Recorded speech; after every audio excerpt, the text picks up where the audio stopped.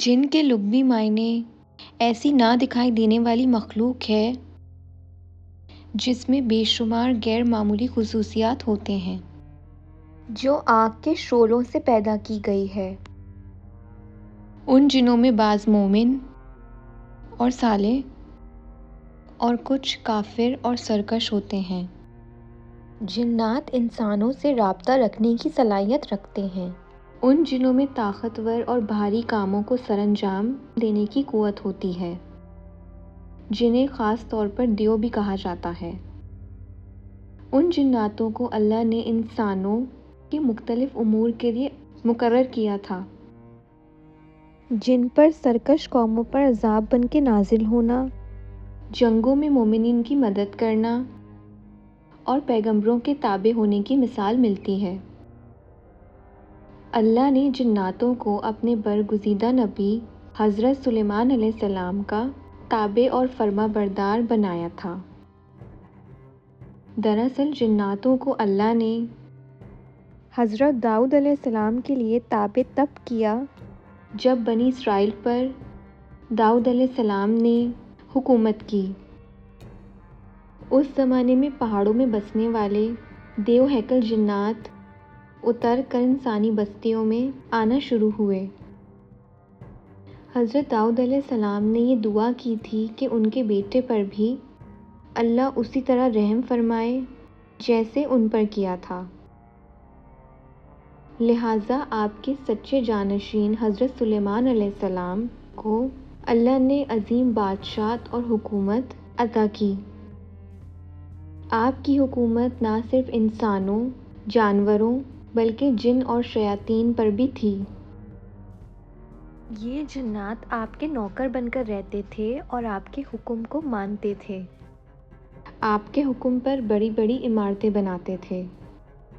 ان جناتوں میں سے جو بھی سرکشی کرتے، آپ اسے زنجیروں میں جکڑ دیتے۔ وہ اپنے کفر اور سرکشی کے باوجود آپ کے تابع فرمان رہتے تھے۔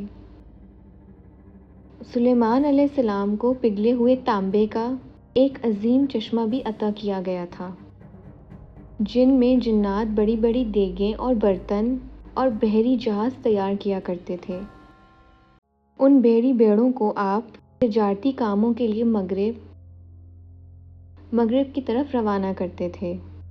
آثار قدیمہ کے ذریعے پتہ چلتا ہے کہ ادوم کے علاقوں میں بڑی بڑی کانیں تھیں، جن میں منرل نکالے جاتے تھے اور سامان سازی ہوتی تھی، جو انسانوں کے بس کی بات نہیں۔ ان جناتوں میں بعض غوطہ خور بھی تھے جو سمندر کی تہہ میں غوطہ لگاتے دیگر قسم کے زیورات اور پتھر سلیمان علیہ السلام کی خدمت میں لایا کرتے تھے۔ حضرت سلیمان علیہ السلام کے دربار میں جن اور انسان دونوں وزراء کی حیثیت سے موجود رہتے تھے۔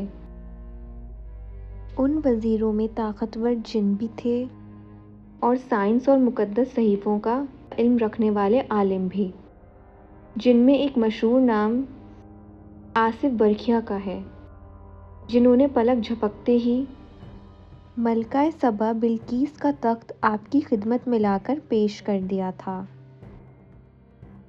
جب بنی اسرائیل پر حضرت داؤد علیہ السلام کی بادشاہت ہوئی تو اللہ نے آپ کو ایک مسجد بنانے کا حکم دیا۔ لہٰذا حضرت داؤد علیہ السلام نے بیت المقدس کی بنیاد رکھی، اور وہ بنیاد اسی مقام پر رکھی جہاں حضرت موسیٰ علیہ السلام کا خیمہ تھا۔ اس مسجد کی تعمیر مکمل ہونے سے قبل ہی آپ کی وفات ہو گئی، لہٰذا اس عمارت کی تعمیر کے کام کو آپ کے فرزند حضرت سلیمان علیہ السلام نے جاری رکھا۔ آپ کے حکم سے جنات بیت المقدس کی تعمیر کے کام میں مقرر کیے گئے۔ وہ بڑے بڑے چٹان کو دور دراز کے علاقوں سے لاتے اور مسجد کے پلرز کی بنیاد رکھا کرتے تھے۔ ان قدیم اور عظیم چٹانوں کو آج بھی مسجد اقصیٰ کے اندرونی حصوں میں دیکھا جا سکتا ہے۔ سلیمان علیہ السلام کی نگرانی میں عرصوں تک دیوہیکل جنات مسجد کے کام انجام دیتے رہے اور آپ کی معجزانہ وفات کے ساتھ وہ عظیم و شان مسجد بن کر تیار ہو گئی